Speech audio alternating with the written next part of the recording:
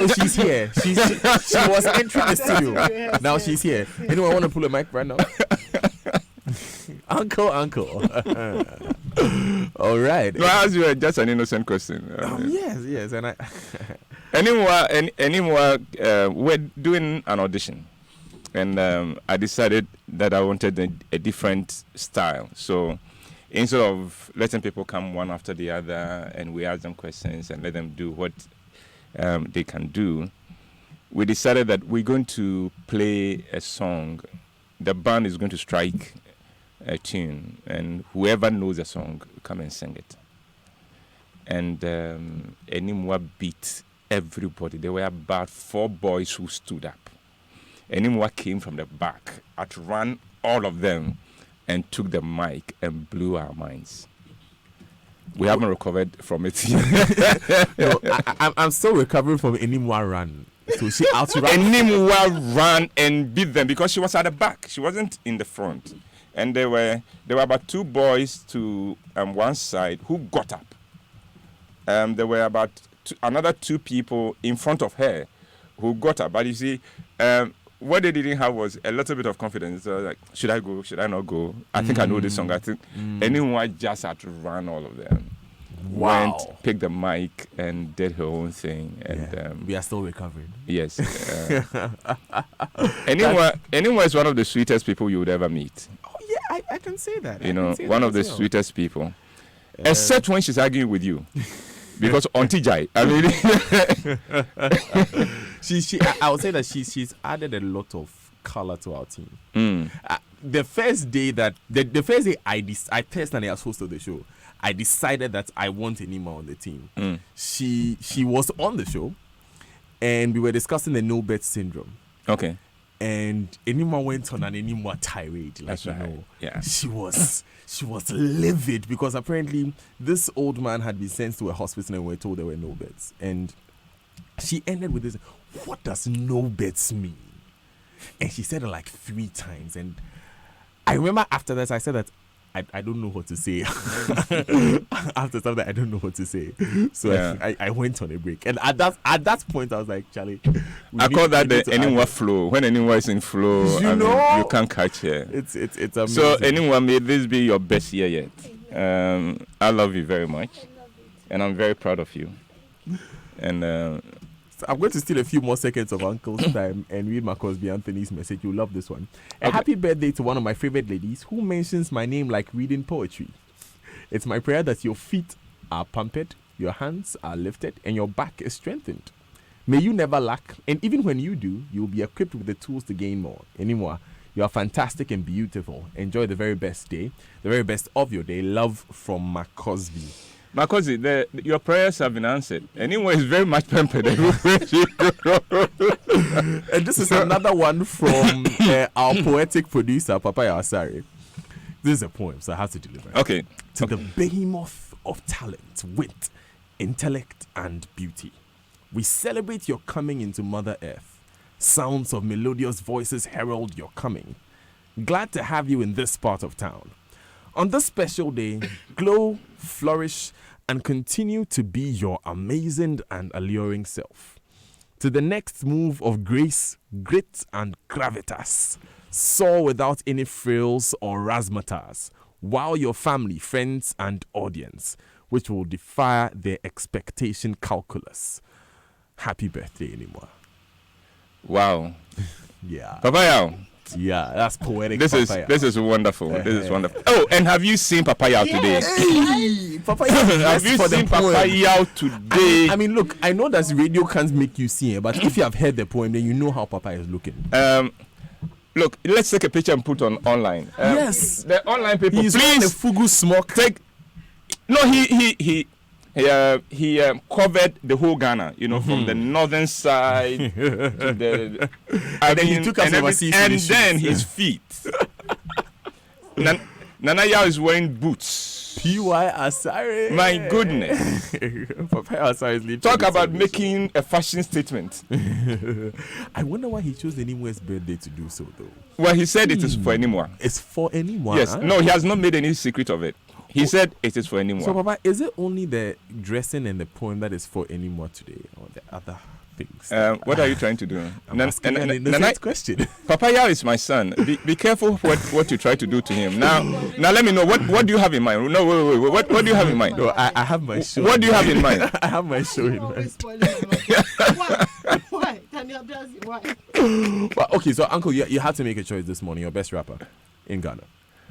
I am a creative person, and so everyone who steps out there and puts his neck on the line is my favorite. But there are people I am friends to. Sarkodie and his wife, I'm part of their home, more or less. So I cannot do without mentioning him. Kwade, I loved Kwade from Tete, from his very first one. And then the Simi Guadu boy, Jedu Blay Ambule. Do you know there's a story behind the Simi rap? No, I didn't know that. He was sitting under a tree in a Sikado called Idiausu. Okay. And that's Idiausu is still there. All right. It's it's more secondary, more Asemensido, pardon me. Yes. Asemensido. And when you go, it's still there. Okay. People defend that street, that this is the spirit of the town. Yes. And this is where Jedu Ambule found that song. And then you talk about Reggie Rockstone.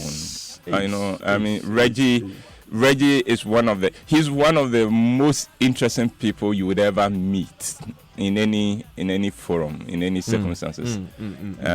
He and his wife, incredible people. So all I'm saying is that God has blessed us with all these creative people. Let's celebrate all of them. All right. Let's stop knocking their head against each other. No, stop that. No, let's stop that, and let's give all of them the opportunity to continue blessing us. And I decide that each of them is my favorite. Keep it on. Keep it on. Reggie Rockstone. Yes, yeah, So would have Uncle Ebo do his verse of the song after my presentation. After your presentation. Yes. And then bring the cameras here. I will do that on condition that Dan dances. That's a striptease as I sing.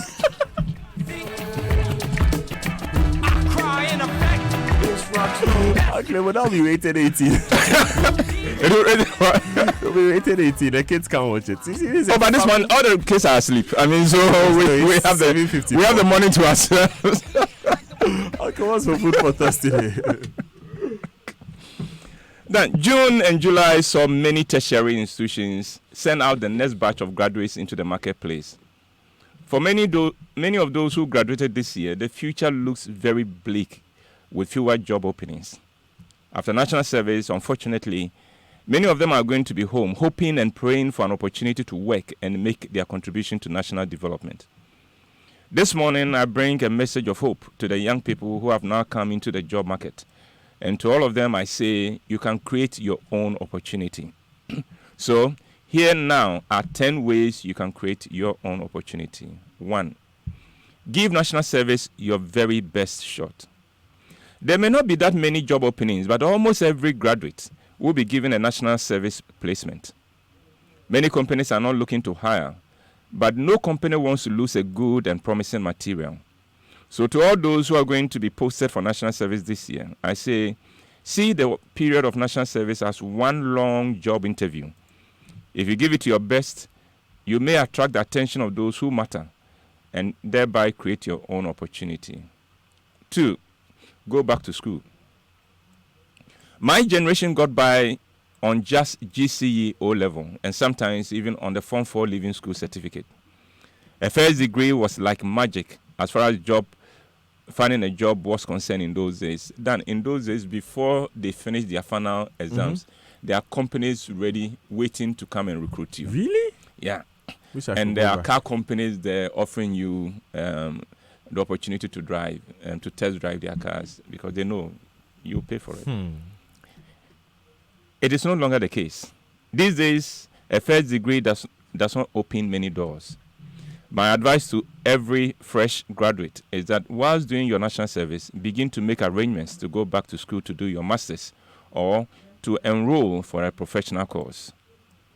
3, dress like someone who knows what he wants in life. Then, young people tend to dress for the approval of their peers. Unfortunately, the young people for whom the young person dresses do not have much to offer him or her on graduation. Those who become relevant to you as soon as you finish school are those who can change your life by offering you an opportunity, and they often disapprove of the fashion choice of young people. So to create your own opportunity, develop a different mentality when it comes to what you wear. Dress for the businessman or woman. Dress for the senior manager in a big firm. In other words, dress in a manner that these people can see in you a possible staff of their company. Let your grooming make a statement for you. A statement that says, I am responsible, I can be trusted to deliver. 4. Do not insist on work directly related to what you studied in school. Dan, what did you study in school? Geomatic engineering. Look at that. One of the mistakes a lot of young people make is that they come out of school and insist on working in the area of their study. Most of our universities will tell you that they are not training you for a specific profession, but to train your mind to be open and capable of thinking for yourself. So if there's no opening in the area you studied, just remember that you have been equipped intellectually to make it in any other area. 5. Volunteer and accept challenges. In other words, put yourself out for adventure. If you belong to, say, a church, you cheat yourself if you remain just a pew warmer. A pew warmer is someone who just goes to church for Sunday service and leaves and does not get involved with any of the units of the church. Involvement in a church or an association or a club can open doors for you. Become active in whatever group you are involved in and volunteer for assignments and see what opportunities open for you. 6. Offer your services for free if necessary. Companies may not be hiring because they do not have the budget to hire, but it does not mean that they do not have need for more capable hands. Offering your services for free gets you through the door and gives you a great opportunity to sell yourself to the company. And for this, don't target the big companies. Approach the small ones, especially the one-man businesses.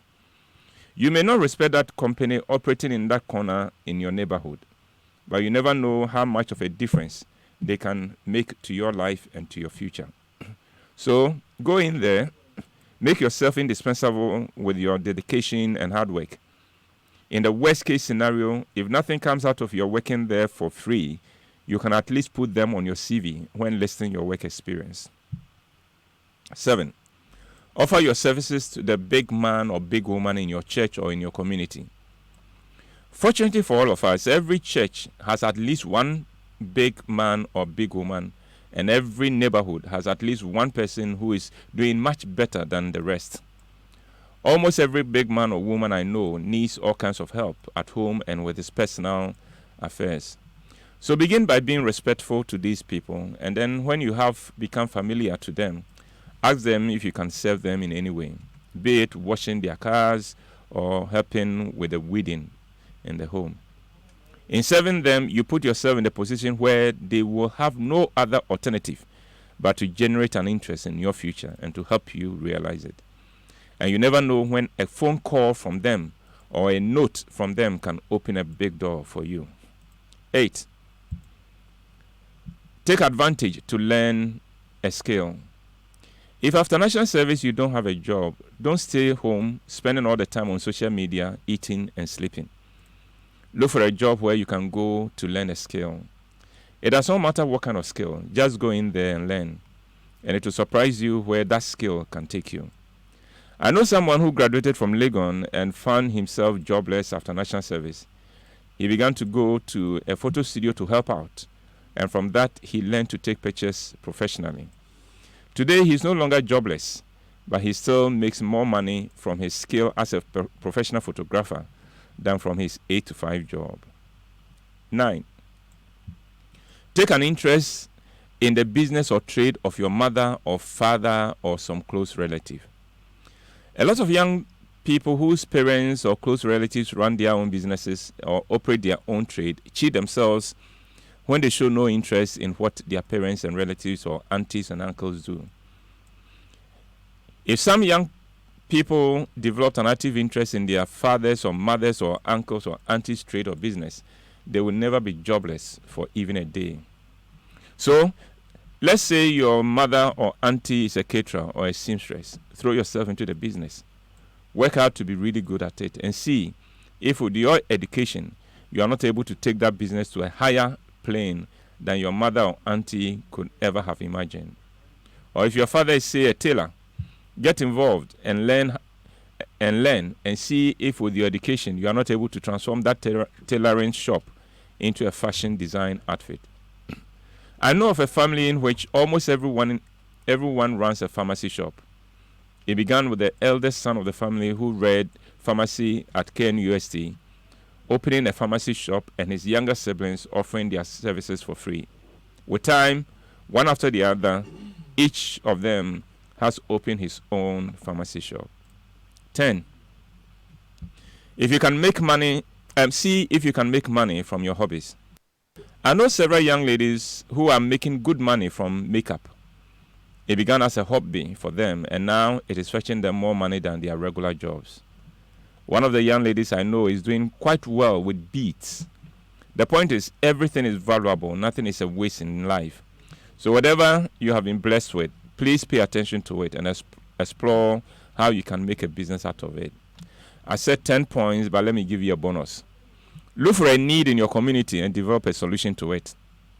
So then, if you are home and you live in a place where there is development going on, there are building projects going on, and there are masons and things like that, and you see them walking past your house going to look for food, start a little banku business. Yeah. And see what that will lead to. You never know. You never know. Thank you so much, Uncle Ebo. I think that these are lessons that we all need when we are stepping out of school. I wish I had heard some of the stuff, but you're doing quite well. By God's grace. You're doing quite well. Oh, and Ken Ashibe, my brother. Yes, it's his birthday. Happy birthday. Ken was very good to me when he was here. Wow. He was here. He was general manager. He's one of the most sharpest brains you would ever encounter. So Ken, good morning. My regards to the family. All right. Thank you very much, Uncle Ebo, for joining us, giving us food for thoughts today. And today is the holiday edition of the Super Morning Show on Joy 99.7 FM. That's why we've been asking you to tell us who your best rapper in Ghana is.